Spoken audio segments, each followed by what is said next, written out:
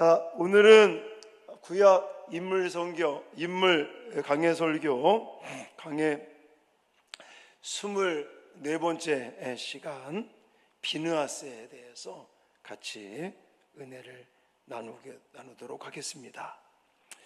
자, 예를 들어서 이번에 참 비가 많이 왔습니다. 그래서 우리 여기 유아실도 좀 비가 새는 데가 이제 알고는 있어요. 그래서 지금 방수 공사를 하려고 다 이렇게 좀 해놓은 상태이기 때문에 물이 좀 샜을 건데 얼마나 하여튼 비가 많이 오는지. 자, 예를 들어서 이제 천장에 물이 한 방울 두 방울 떨어진다고 칩시다. 그러니까 물이 한 방울 두 방울 떨어지면 뭐 비가 많이 와서 그렇겠지 이러면서 그냥 쉽게 대수롭지 않게 생각할 수 있습니다. 자, 며칠이 지나니까 물방울이 안 떨어져요. 안 보이니까 그런가 보다. 이제 뭐 방수공사 하면 되겠지 뭐 이러고 있는데 어느 날 갑자기 천장에 그냥 가라앉아 버려요. 전체가. 이런 일들이 벌어질 수 있습니다. 나중에 보니까 이 물이 그냥 방바닥에 예를 들어 똑똑 떨어진 것은 그냥 조금 그거 아주 작은 양의 물만 떨어진 거지, 이제 스며든 그 빗물이 천장 그 전체에 먹은 거죠. 물을 먹고 있다가 시간이 지나니까 그냥 내려앉았다, 이렇게 이제 분석이 되는 것입니다. 여러분, 우리가 신앙생활을 하고 인생을 살아갈 때 어쩌면 죄라고 하는 것도 이럴 수가 있습니다. 우리가 처음에는 그냥 대수롭지 않게 아무 일도 일어나지 않는 것 같은 느낌?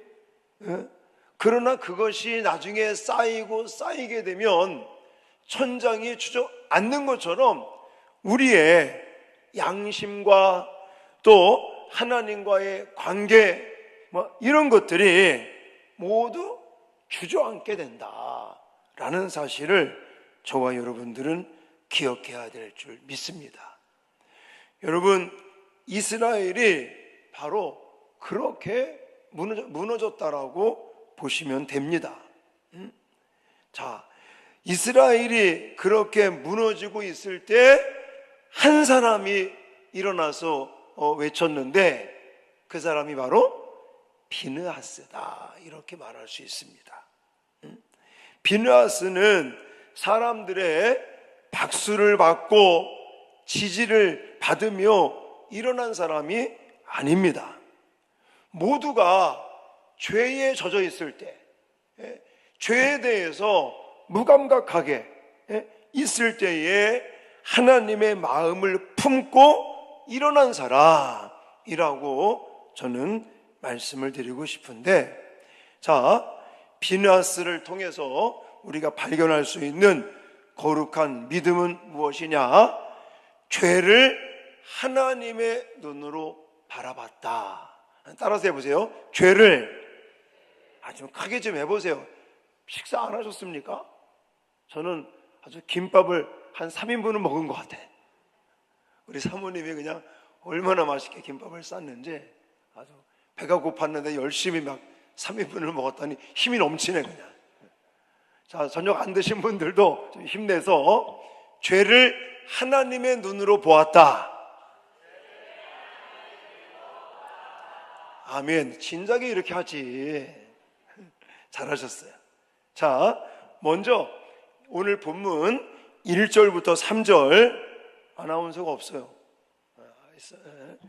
읽어주시기 바랍니다. 1절부터 3절 다 같이 하나님 말씀 선포하겠습니다. 시작. 이스라엘이 시딤에 머물러 있더니 그 백성이 모압 여자들과 음행하기를 시작하니라.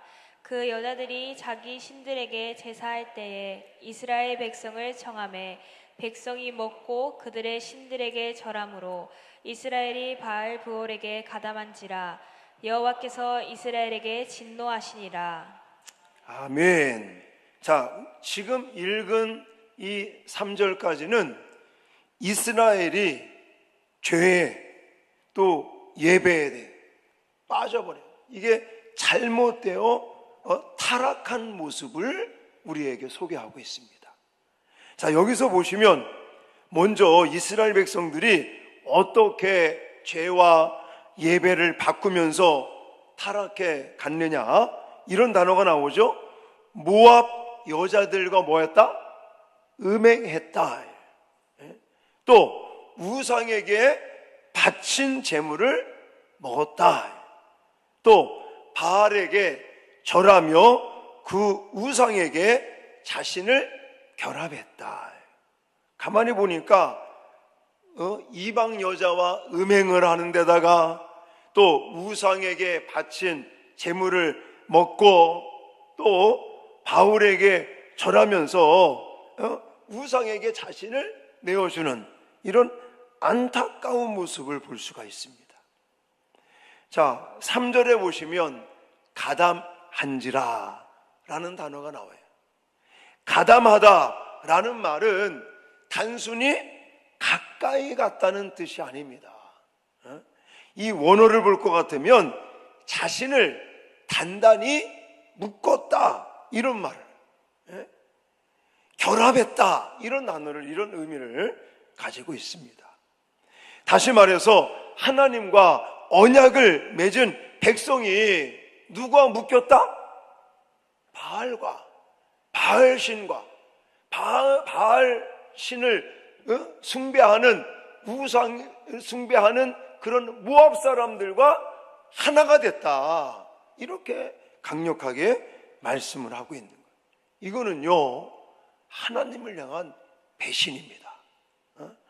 자, 하나님께서는 이스라엘을 애굽에서 구원하셨고 홍해를 건너게 하시고 광야에서 만나와 또 메추라기를 물을 주시고 원수의 저주까지 복으로 바꾸시고, 그래서 약속의 땅을 코앞에 두고 있는 이 이스라엘 백성들이 지금 하나님을 등지는 거예요.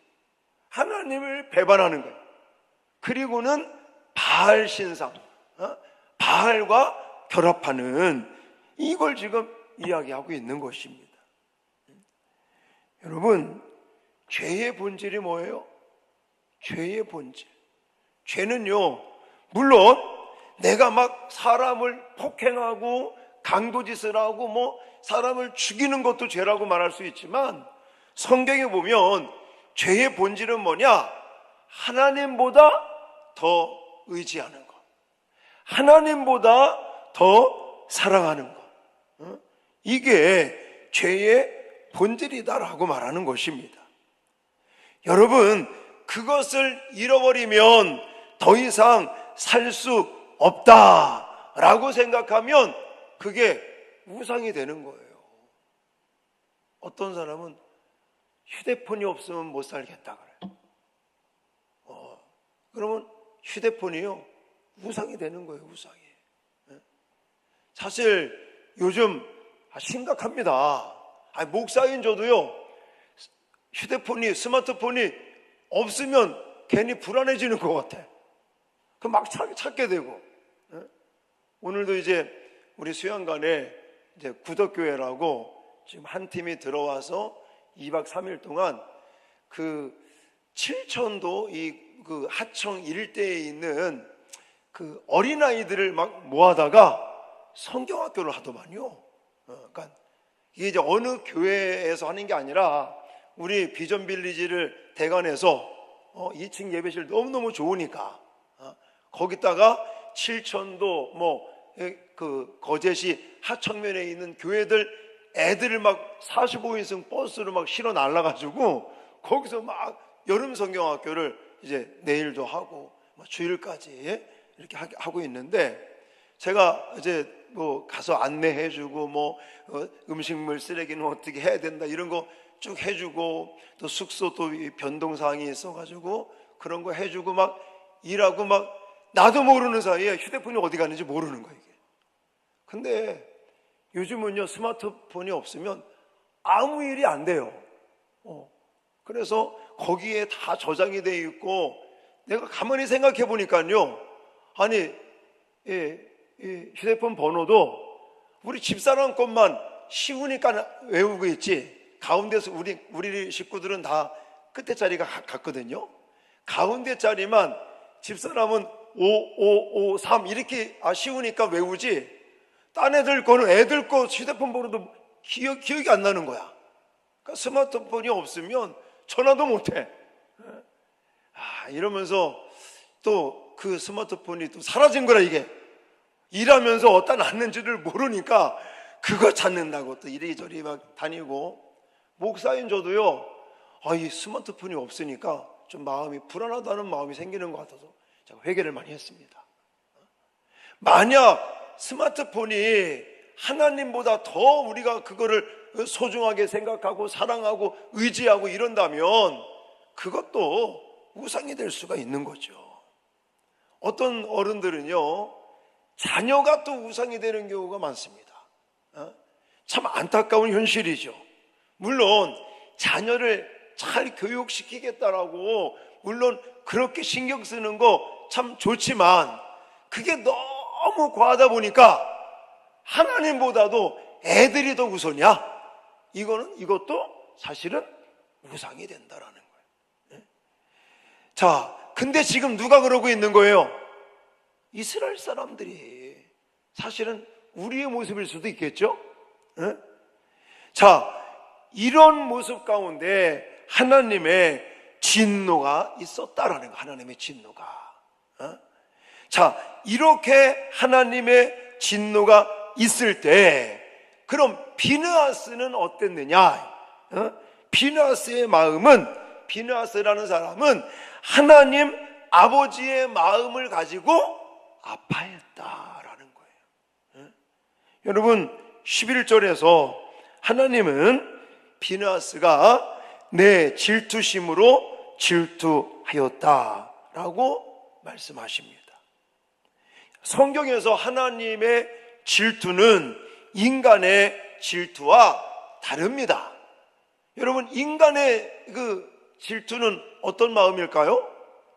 이기심, 시기심, 그리고 이기적인 어떤 시기심이다. 인간의 질투는 그런 시기심이라고 말할 수 있지만, 하나님의 질투는 언약 백성을 향한 사랑이다 라고 표현할 수 있습니다. 쉽게 말하면요, 남편이 아니면 아내가 어저씨 배우자가 있는데 다른 남자, 다른 여자를 예를 들어 좋아한다, 마음에 품고 있다, 이러면 여러분 어떠시겠습니까? 당장 갈라서? 아이고, 어떻게 그럴 수 있냐고. 결혼할 때는 그냥 사랑한다고, 당신 없으면 못 산다고 막 그랬던 사람들이, 예를 들어 버젓이 아내가 있고 남편이 있는데 다른 여자, 다른 남자를 만약에 품고 있고 말 그대로 외도를 한다면 그 얼마나 뭐랄까, 이 아내, 남편의 마음이 아프겠습니까? 어쩌면 하나님의 마음도 그 사랑의, 언약 백성을 향한 사랑의 질투심이다 라고 말하는 것입니다. 근데 그 마음을 누가 품고 있다고요? 비느하스가 하나님 아버지의 그 마음을 품고 있다는 것입니다. 다시 말해서 백성들의 지금 타락, 백성들의 우상숭배, 그래서 모압 여인들과 정말 음행을 저지르고 우상에 빠지면서 바알과 결합하는 이런, 그래서 하나님의 진노가 임하니까 비느하스가 너무너무 마음이 아파, 너무너무 가슴이 아픈 그런 것을 우리에게 소개하고 있습니다. 여러분, 비느하스는 죄를 심각하게 보고 있습니다. 그러면서 그냥 나는 지금 괜찮으니까, 나는 지금 저 짓을 하고 있지 않으니까 이런 마음을 갖는 게 아니라 그 백성들의 그 타락한 모습을 보고 하나님 아버지의 마음을 품고 슬퍼하는 이런 사람이었다라는 거예요.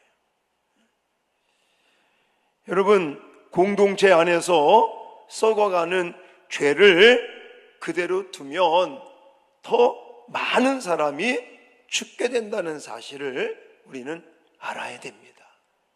그래서 사실 이 민수기에 나와 있는 그 연병, 그 재앙, 하나님의 진노가요, 사실은 비느하스에 의해서 이제는 중단이 되는 거예요.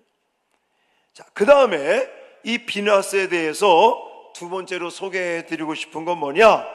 위기의 자리에서 책임 있게 일어섰다라고 저는 말씀을 드리고 싶습니다. 자, 7절 말씀을 같이 한번 읽겠습니다. 7절 시작. 제사장 아론의 손자 엘르아살의 아들 비느하스가 보고 회중 가운데에서 일어나 손에 창을 들고. 아멘. 자, 여기 보시면 비느하스의 모습을 보십시오. 중요한 이 히브리어나 헬라어를 볼 때에 영어도 마찬가지입니다. 동사가 굉장히 중요합니다. 우리나라 말은 동사보다는 주어가 좀 중요하다고 본다면 이 히브리어 같은 경우에는 동사, 영어도 마찬가지예요. 동사가 굉장히 중요한데, 자, 오늘 본문에 보시면 비느하스의 행동, 이 동사로 표현되는 단어들을 보십시오. 그러면 뭐라고 그랬어요? 엘르아살의 아들 비느하스가 뭐였다고요? 보고라는 동사. 두 번째, 보고, 일어나, 듣고, 따라 들어가서, 이런 단어들. 여러분, 그가 보고 일어났고 많은 사람들이 같은 장면을 보았지만 비느하스만 일어나고 있는 거예요. 같은 걸 보는데도 그냥 지나가는 사람들이 있죠. 왜 그 선한 사마리아 이웃에 대한 말씀을 하실 때도 보시면 제사장인데도 불구하고 지나가, 레위인인데도 불구하고 지나가. 그러나 이방 사람이지만, 사마리아 사람이지만 그 사람은 보고 관심을 갖고 그를 치료해주고 또 그를 주막으로 데려가고, 그리고 그에게 만약에 치료해주다가 비용이 더 들면 내가 지불하겠다라고 그렇게 사랑을, 이웃사랑을 실천하는 사람. 비느하스가 그런 거예요. 지금 보고 또 일어나서 듣고 그냥 지나치는 사람이 아니라 이제는 정말 책임감을 가지고 뭔가 달라져야 된다. 하나님의 진노를 먹게 하려면 뭔가 우리가 달라져야 된다 라는 것을 행동으로 옮긴 사람이다라는 거예요, 결국은. 그러면요, 여러분, 비느하스가 제사장입니까? 아직 아닙니다. 지도자입니까? 아닙니다. 어떤 사람은요 그런 마음을 가져요. 누가 하겠지. 여러분, 모르겠어요. 목사인 저는요, 예를 들어 이 건물에서 왔다 갔다 업무를 보고 할 때 예를 들어 쓰레기가 보입니다. 그러면 주워야 돼. 근데 분명히 제 앞에 누군가 지나갔거든요. 누구라고 말은 할 수 없지만, 근데 안 주워. 여러분, 우리는 왜 이 건물을 교회다, 성전이다 이런 말을 하잖아요. 그러면 여러분 집에 예를 들어 방 안에 막 쓰레기가 이렇게 지저분하게 있으면 지나가시나요? 지나가는 사람도 있겠지. 그러나 제대로 된 사람이라면 그거 줍고 쓸고 치우지 않겠습니까? 자, 지금 국가적으로는 모함 여자들과 음행하고 우상에 빠지고, 지금 민족적으로는 하나님의 진노를 받아 위기를 만나는 상황입니다. 그러면 이 상황에서 어떤 사람은 아이 뭐 괜찮을 거야, 우리 안에 제사장이 있으니까, 또 우리 매일 하나님 앞에 예배드리잖아, 뭐 이러면서. 근데요, 그 누구도 제사장이 있음에도 불구하고, 지도자가 있음에도 불구하고, 그 누구도 지금 잘못된 거, 이것 때문에 하나님의 진노가 임하는 거, 이걸 뭔가 우리가 이겨내야 되고, 이걸 뭔가 좀 벗어나야 된다라고 하는 책임감을 가지고 내가 먼저 해야겠다라고 일어서는 사람이 없었다는 거예요.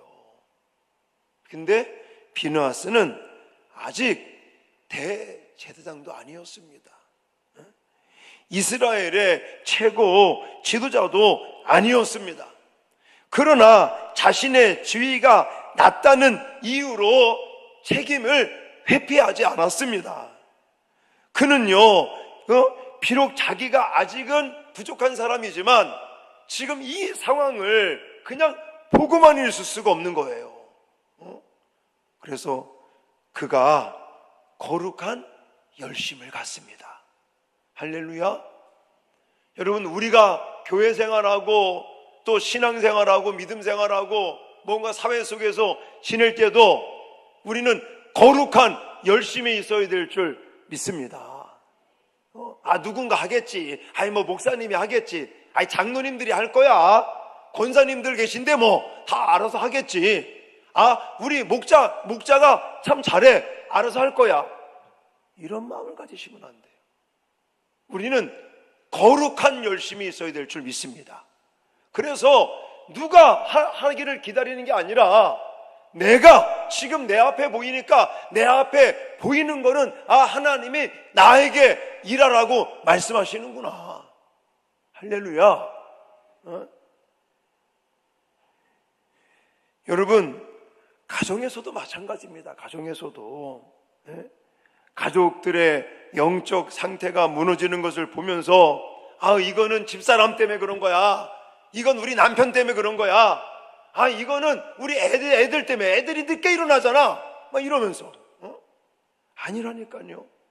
내가 거룩한 열정을 가지고, 거룩한 마음을 가지고, 선한 마음을 가지고 내가 먼저 기도해야 되겠다 하면 아무도 안 하시네요. 만약 나와 우리 가정이 지금 영적으로 잠자고 있는 것 같고 뭔가 시들시들하고 있으면 뭐 누구 탓이야 이게 아니라 내가 먼저 하나님께 엎드려 기도해야 되겠다, 이런 마음을 가져야 될 줄 믿습니다. 우리 6학년들 너무 멋져요. 우리 학년이 먼저 열심히 전도하고, 그래서 우리 초등부가 배가 부흥하자 하면 안 하네, 우리 친구들. 우리 선생님 막 얼마나 그 쿠션들이 이렇게 길러가지고 독립투사 같잖아요, 독립투사. 선생님들 막 멋지고 다 멋져 그냥. 중요한 거는 우리 모두가 거룩한 열심을 가져야 될 줄 믿습니다. 뭐 5학년이 하겠지 뭐, 이게 아니라 5학년 없어 여기 지금. 다른 반이 하겠지, 누가 하겠지, 이게 아니라 우리 반이 먼저, 우리가 먼저, 내가 먼저. 할렐루야. 비느하스가 그런 모습을 보이는 거예요. 자, 마지막으로 공동체를 살리는 평화의 도구로 쓰임받았다라고 말씀을 드릴 수 있습니다. 여러분, 한 사람의 거룩한 결단, 거룩한 열심은 공동체를 살렸습니다. 할렐루야. 자, 8절 9절 같이 읽겠습니다. 시작. 그 이스라엘 남자를 따라 그의 막사에 들어가 이스라엘 남자와 그 여인의 배를 꿰뚫어서 두 사람을 죽이니 연병이 이스라엘 자손에게서 그쳤더라. 그 연병으로 죽은 자가 24,000명이었더라. 아멘. 여러분, 죄라고 하는 것은 확산성을 가지고 전염성이 있습니다. 그래서 지금 모압 여자들과 간음하고 행음하고 또 우상에 빠져 있는 이 민족적인 위기 속에 하나님의 진노가 임하여 연병이 번지면서 많은 사람들이 죽어가고 있어요. 지금 이 끔찍한 상황에 방금 말씀드린 것처럼 아직 대제사장도 아니었습니다. 그는 최고의 지도자도 아니었습니다.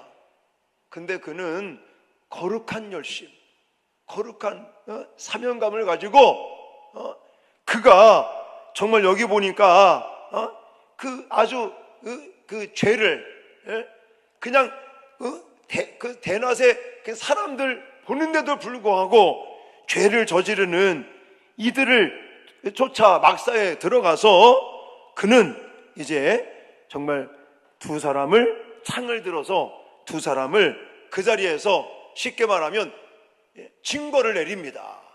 그래서 이거로 말미암아 이 두 사람을 죽임으로 말미암아 이스라엘 자손에게 연병이 어떻게 됐다고요?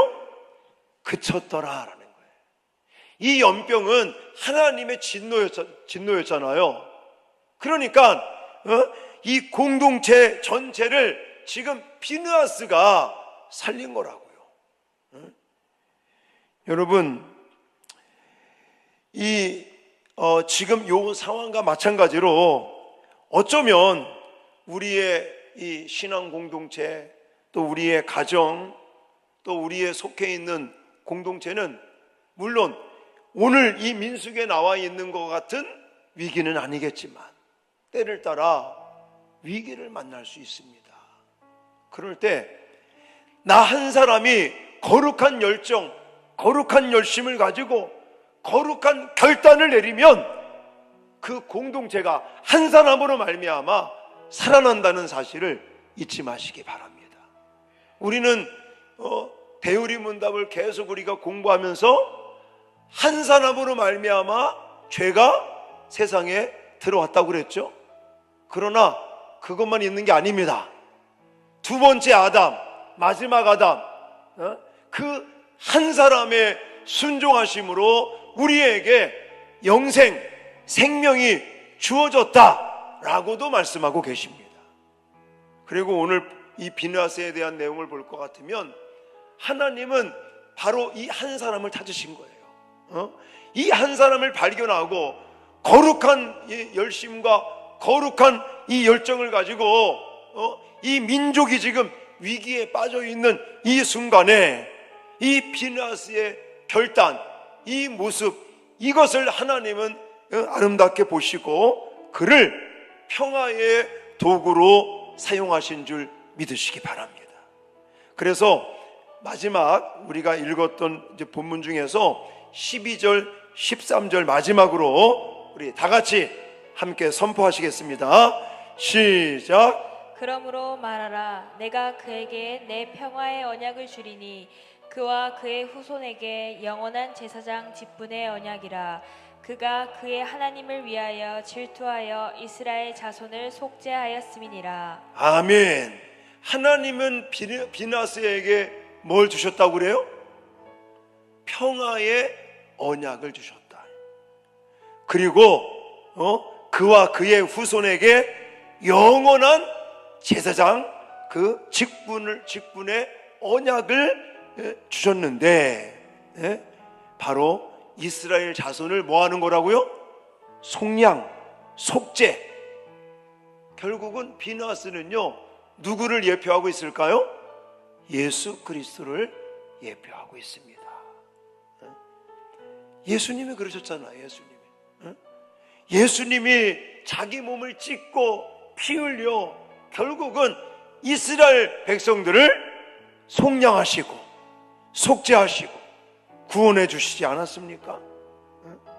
비느하스는 그 죄악에 빠져 있는 그 사람을 죽임으로 인해서 하나님의 진노를 그치게 했다면 예수 그리스도는 자신을 죽임으로 자신의 몸을 찢고 십자가에 피 흘려 희생함으로 우리 인류의 죄를 속량해 준 줄 믿습니다.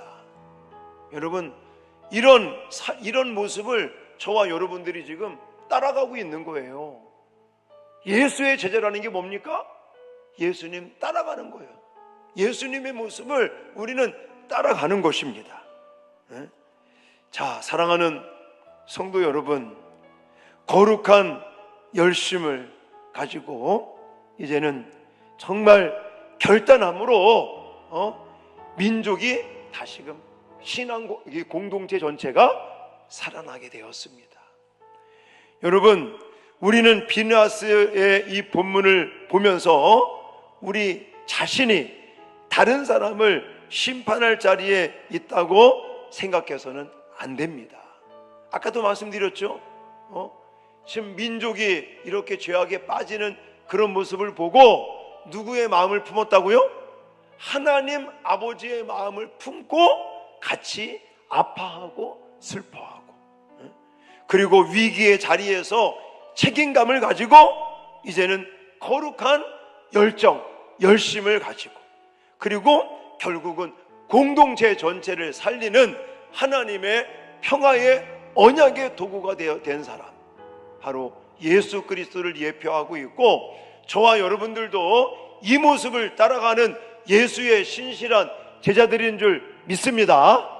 오늘 이것을 가슴에 새기면서 함께 찬양 부르고 기도하시겠습니다.